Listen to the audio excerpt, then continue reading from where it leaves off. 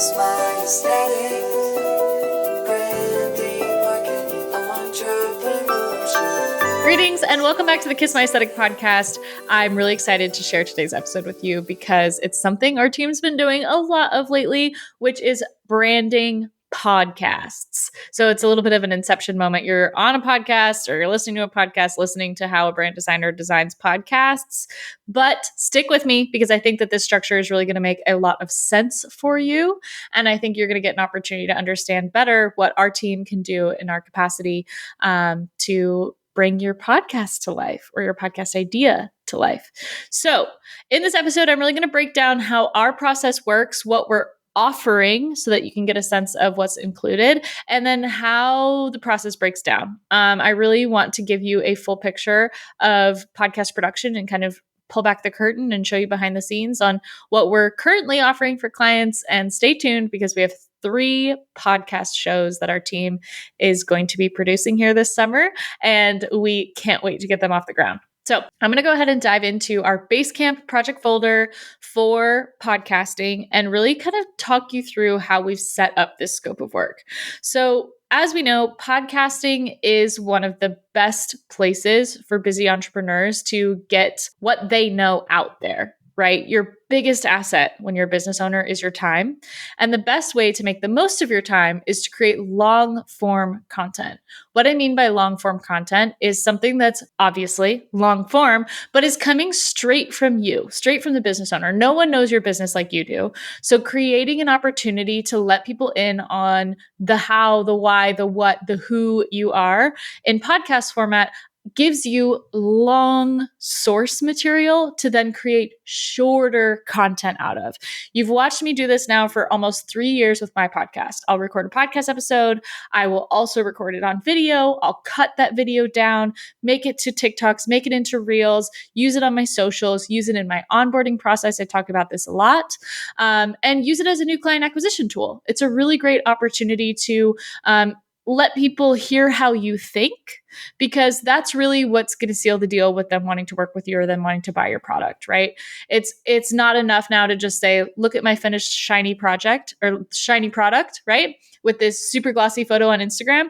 If there's no life to it and there's no reason, there's no why, people get really lost. And especially with service-based businesses and service-based businesses that are an investment, you have to be building that know, like, trust sequence. And you have to start to pull people in to get to know you and to get to know why you think the way that you do and how you are the solution for what they're looking for. So that's my spiel. That's my soapbox about why podcasting is so important. And then on top of that, I think that creating podcast material as a way to grow a community is a really, really fabulous way to support your brand. So the Kiss My Aesthetic community is so strong and so great. And our Facebook group is an extension of that. This show is obviously an extension of that. We have YouTube as well. And then all those clips getting posted onto TikTok and Instagram. It really is just the best way to be omnipresent. And what I was explaining to even a potential client yesterday is like, a podcast is a great journal of where you're currently at in your business. Thinking about it as not only an encyclopedia of everything that you know, thinking of it as a networking tool to get your foot in the door in the rooms you want to be in or the connections that you want to have, but using it as a way to really mark a point in time to say, this is where I'm at, this is what I'm struggling with, or this is what I'm overcoming, here's what I'm curious about. That's a lot of the reasons why I love my podcast and why I love listening to podcasts as well. So I've teamed up with Berta Wired, who produces this podcast, to create an offering that allows us to produce your season 1. You can't see, but I'm doing air quotes, right? So produce your season 1 means not a podcast that drops every week for forever, but says, basically, here's a trailer and here are 10 episodes and a summary that creates some finality to it, right? Instead of just making it this, oh, we're going to do podcasting now with like a never ending forever, feels really, really intimidating. Instead of just saying, I'm going to commit to 10 episodes and see how I like it. I'm going to commit to recording this amount of content, see how it performs, see if I'm getting a return on that time, see if it's really optimizing my social in a way that makes sense. And then from there, we'll decide if we want to do a season 2, 3, 4, 5, 6, etc. I think approaching it this way gives it some boundaries. It's kind of like putting up the guardrails when you're bowling, right? It's saying like, these are the parameters, which allows you to think a lot more critically about who you'd like to interview, how you'd like to interview them, what kind of topics you'd like to have. Maybe it's solo episodes, etc. So we've created, between Berta and myself, a 3-phase approach to podcast production. And what I think that we offer that's really unique is that you're getting not only Berta's audio editing, audio skills, podcast production skills, but you're getting my marketing consulting, positioning, and video editing, and our team's effort on branding and video. So in this scope of work, what's included is the full audio production of the 10 episodes with show notes, and everything that goes into the syndication. And I should probably have Berta on as an interview to really talk this through. But I can explain to our side what we do with it once the podcast episodes are recorded. So once they're recorded, they automatically get dropped into Google Drive, and our team starts cutting away at the promo clips that you can use to promote the podcast, right? That also doubles as your social content. So we've worked out a really nice situation where Berta's doing the audio editing at the same time my team is doing the video editing, and what we're delivering to the client is the full suite of like how you would want to promote that podcast, right? So we've broken into these 3 phases, as I was saying, and I'm going to walk you through the phases, and then I'm going to walk you through the branding phase specifically, since that's what this episode is about, and how I approach branding for a podcast and how it's different than branding for a business. So phase 1 is really working with Berta. This is where we're talking about your podcast name and tagline, where we're breaking down the benefit to being a listener and why they should listen to you. Your ideal listener, your mission, your vision, and your goals. Berta has this fabulous workbook that we get to work through, and she has explainer videos for every single one of these tasks. We also have a task about getting your equipment set up and training, and really our goal here is to kind of be your accountability partner to make sure that you know how to set up your podcast to get the highest quality result. So we'll walk you through your script, intro, outro, and music selection. We'll help you come up with the script for your trailer, and we'll help you source your theme song, audio, and audio effects. We'll also help connect you with how to get set up. And then lastly, we have all these other fun extras that you can start to incorporate into your show. So for example, one of the podcasts we'll be launching this summer wanted her audience to call in and leave voicemails to get advice. And so we found a company called SpeakPipe that allows you to call in, leave a voicemail, and then work that voicemail into the episode to create a really strong connection between the podcaster and their audience. So that's all phase 1. This is what happens pre-production, pre-recording a single thing. All that stuff gets decided. And the benefit of having both Berta and myself is that I come from the brand design background and the brand marketing background. Berta's really coming from that audio technical background. So you're getting both sides of it and how we think it relates best to your brand. Phase 2 is where I come in. So in phase 2, what we're creating is the podcast logo, the cover art, the pull quote templates, social promotion templates, media kit, what to expect document, photo shoot plan, design concept presentation. So this is similar to how I'd present a brand, right? So if you've been on my TikTok recently and you've seen the presentation for Whiskey and Lace, this is where I'm really breaking down, based on the information that we got from phase 1, what this thing is to look like. It sounds counterintuitive that you have to care what a podcast looks like, but think about that opportunity when you're scrolling through your favorite podcast app trying to find something nice to listen to. It's a big ask to get somebody to click on your podcast cover for the first time, right? So think about what's going to be eye-catching, what's going to be engaging, what's going to give them a sense of what they're about to listen to. These are all things that need to come forward in the brand. So I like to pull things together in presentations, as you guys know, and with video presentation.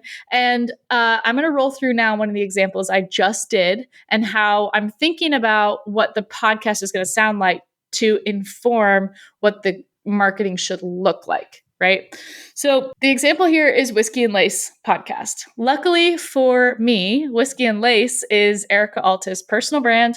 She is an influencer. She has over 100,000 followers on Instagram. So there was no shortage of material to look for inspiration.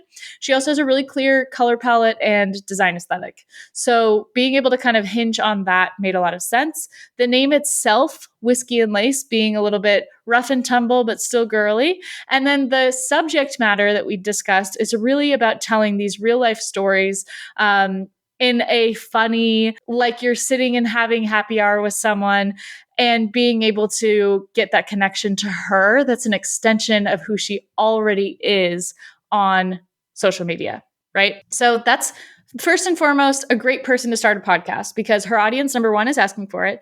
Number two, it's just another form of media for her to produce. And number three, it creates that journal that we're talking about where it's really bookmarks a moment in time for her to continue to grow that brand and create that allegiance to her audience. In the presentation, I kicked off with a cover slide like I always do, and then I got right into the mood board. I really wanted the aesthetic for the podcast to be just a leveled up extension of what she already had going. So I pulled a lot of images that were not only related to the subject matter that'll be covered on the podcast, but gave us the overall look and feel of the person who's the ideal listener. I think this is something that people miss in mood boards.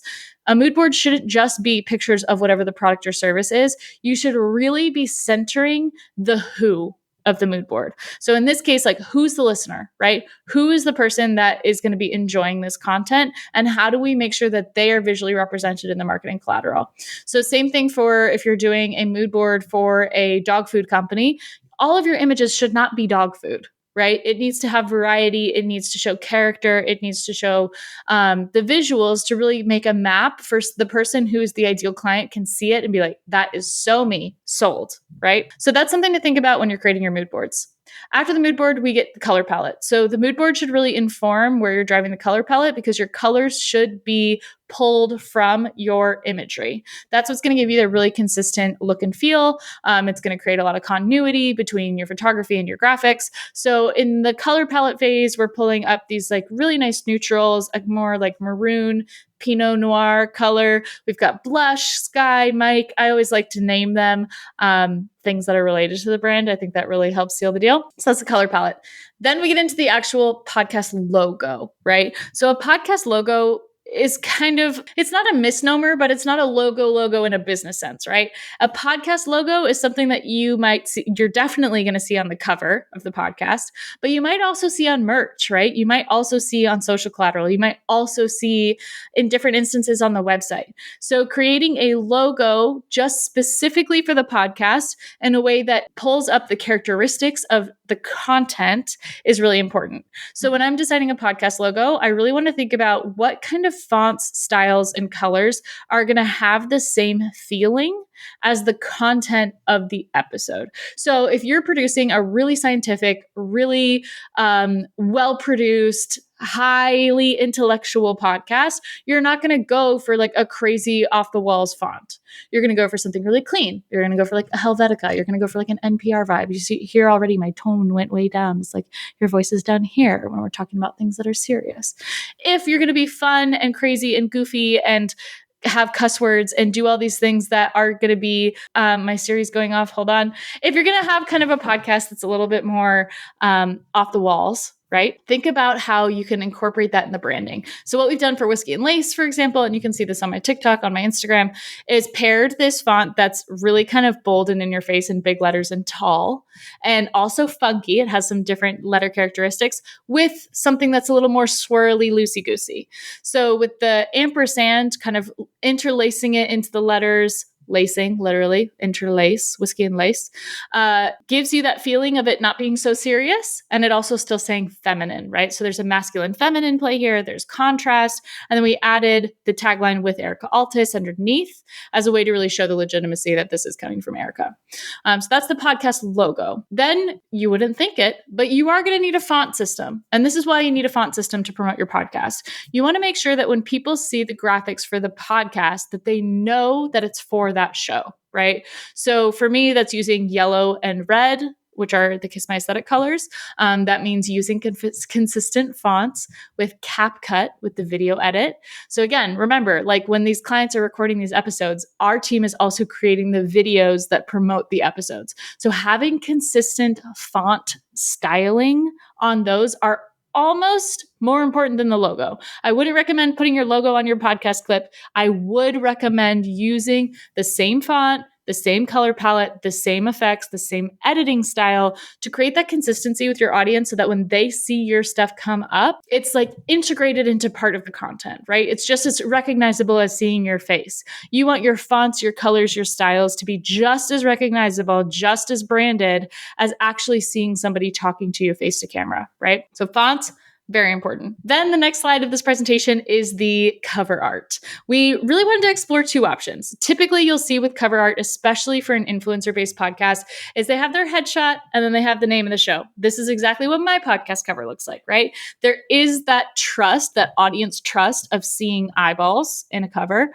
And obviously showing your face is that it's your signature, right? Your face is the thing that is unique. So being able to show yourself in your podcast cover does make a lot of sense. This is a very classic podcast cover artwork style. That being said, with Whiskey and Lace, we do have this great photo that we had Erica recreate of something that we found on Pinterest, where it's kind of boots up in the air and pouring a glass of wine. And this is funny to me because it gives us an opportunity to stand out in a crowded space. So if she's really, truly going to be a lifestyle podcast, this image already from a creative direction standpoint tells us so much more about the content of the episode, more than just somebody like smiling face to camera, right? Especially like another blonde white woman with a podcast, right? So to have a photo that's a little bit more quirky, a little more engaging, and also poking fun at the fact that this is a crowded space. And I love that she's like toppled over as if she was posing for her podcast cover and then just like happened to fall over sideways with her legs up in the air. It's a really fun way to kind of be disruptive. And especially when you're looking at your competitors, finding opportunities to disrupt is to your advantage. So if you're noticing that all the podcasters, let's say you want to make like a book talk or a bookstagram kind of podcast or your book reviews, and every single one of them, all the covers in your space are pictures of people's bookshelves. How can you do a cover that's different? Right? How can you create cover artwork that helps you stand out, even if the subject matter is similar? So that's another tip for you on that one. Then the rest of this deck, I really spent the time to create a suite of stories graphics that Erica could use to promote the podcast. And with all of our podcast clients, we're taking the same approach, right? So with podcast marketing, you have a few different types of graphics. The first type of graphic is your episode title, number, and link, right? So episode number 1, here's the episode title, tap here to tune in. That kind of graphic, something that's easy. You've got a cover photo, you're using your fonts, you're using your colors, you're creating consistency, but having that to run on a regular basis is a really great idea. These would also make for great Pinterest pins and Reels covers. So there's a lot of cross-promotional usage of these things. Then I created for her call to action slides. So the call to action slides are new episode, tap here to tune in. So she doesn't have to change the name or the number of the slide. She can just say new episode. Maybe you add some of the audio from that episode, or you're adding a song that relates to something that you talked about on the episode. And then we have 3 other call to actions that are leading people to participate in the podcast production. So suggest a guest, ask a question, leave a voicemail.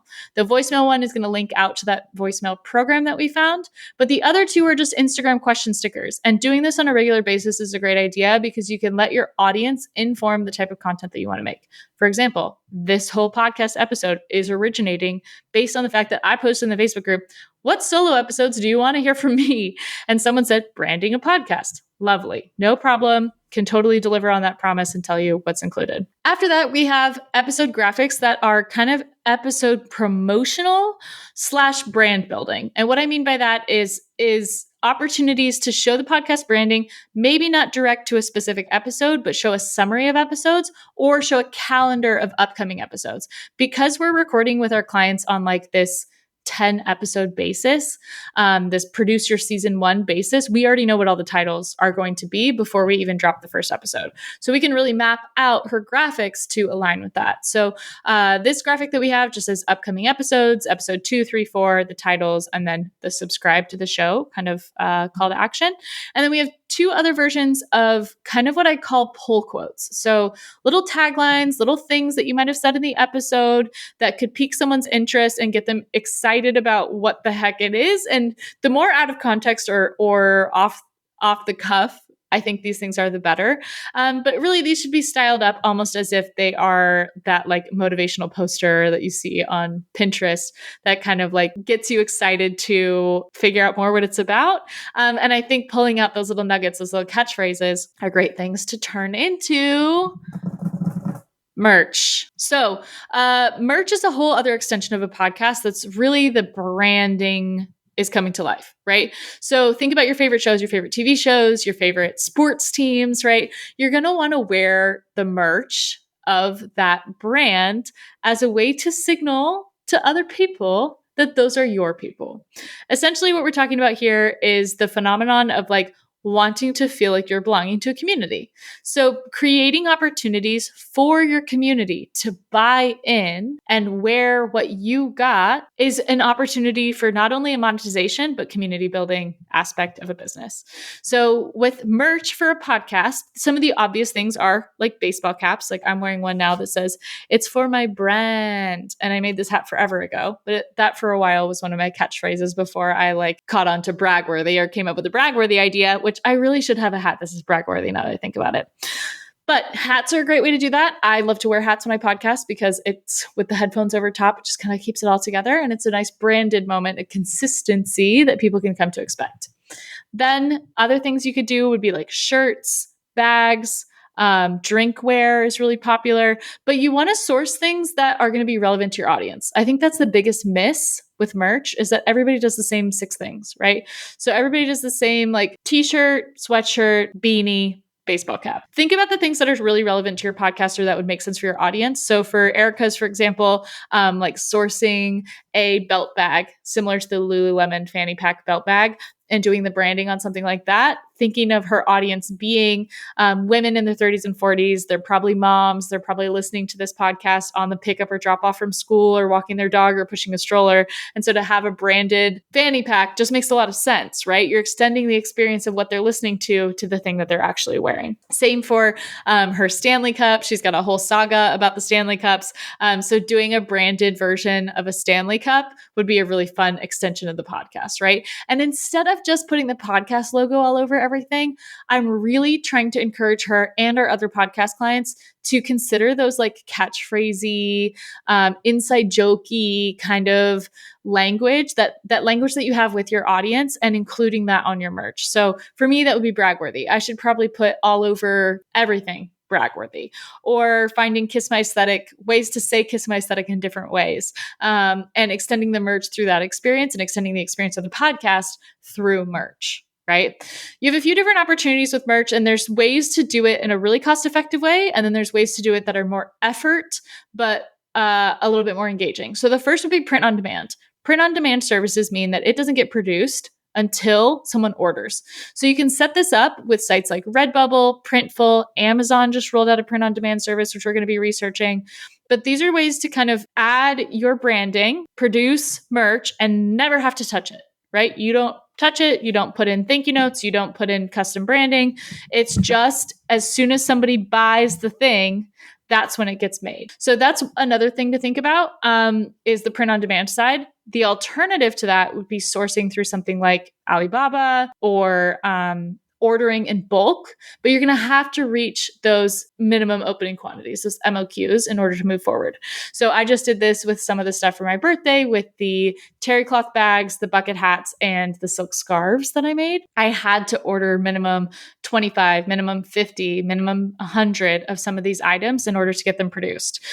So if that's the route that you want to go because you want something super custom, like a wine carrying bag or a fanny pack or something that's a little bit more involved than what's being offered on the print on demand sites, you can get them produced, shipped to you, but then you do have to list them on your site, do all the shipping, send out everything, yada, yada, yada. It's more of a mess. There might be more margin, but it's a lot more work. And when with anybody doing it that route, I would really recommend that you do things on a limited drop. So you say, okay, we're going to be dropping merch. Maybe she gets to episode 9 of her podcast. She goes, okay, guys, we have merch. We're going to do a merch drop. There's only 100 of these. And once they're gone, and we're not ordering them again in the end. Maybe you don't have to say specifically that it's 100, right? But you say, hey, we have limited quantities, limited edition. This is the summer 2023 merch drop for the Whiskey and Lace podcast. have at it. And then you build up the hype, you build up the promotion, and you build up the traffic up until a launch with the hope that you sell out of that product, right? That you create a sellout moment and that there's this mad dash to buy the thing that has your branding on it. And then you use the income from that to throw into the next round of production, et cetera, et cetera, et cetera. So those are two different approaches to merch, the print on demand versus ordering limited quantities and go for a sellout that could supplement the income from a podcast. The last kind of bit of this, so we covered phase 1 with Berta. Phase 2 with me. Phase 3, the client goes and actually records the episodes. So we're giving them guidance on whether it should be interview style, solo episode, whether they'd like ads or not. A lot of the times the clients that we're working with have established relationships with brands, and now they can offer that as a pitch opportunity. Hey, would you like to sponsor the podcast at this level? For this amount of time, we'll record ads and slot them in. That's an opportunity as well. You guys have heard me do that before on the podcast. So that opportunity comes through us as well as far as creating the media kit. So we're going to create a media kit that's a 1-pager overview. This is the podcast. Here's the demo. Here are the stats, which we won't have obviously for a season 1, but we can start to give insights based on that client's existing audience. That can be really fruitful. So that plus a what to expect guide. I think creating a branded document that they can send to their guests to say, this is the podcast, this is what you can expect, this is how it's going to work, this is the deliverables, the turnaround time, what we're going to need from you, etc.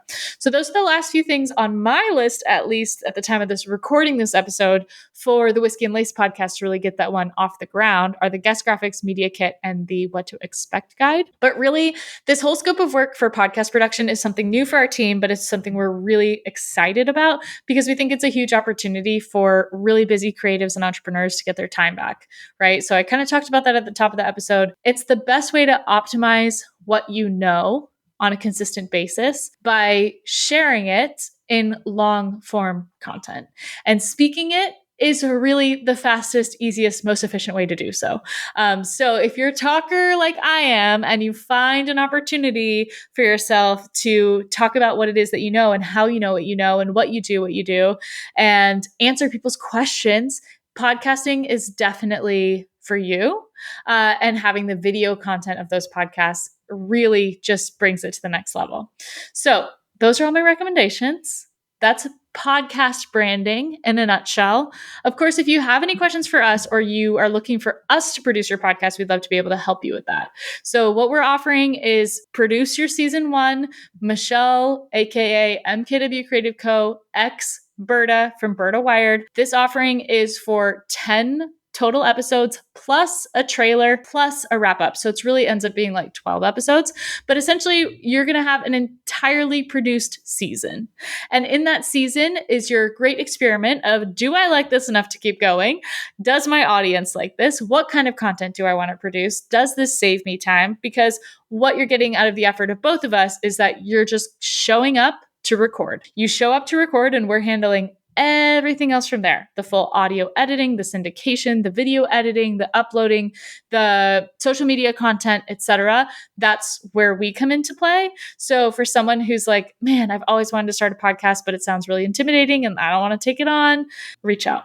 You know where to find us. If you don't know where to find us, website, mkwcreative.co, fill out the contact form. And you can also just write in your questions to podcast@mkwcreative.co. So if you send an email to us there, we'll definitely be able to help you out and send over our proposal for what this looks like. There goes Wilson. Buddy, it's going to be a big summer for us at MKW Creative Co. Wilson has something to say about it. My goodness. But thanks for tuning in, and we'll catch you next time. Bye.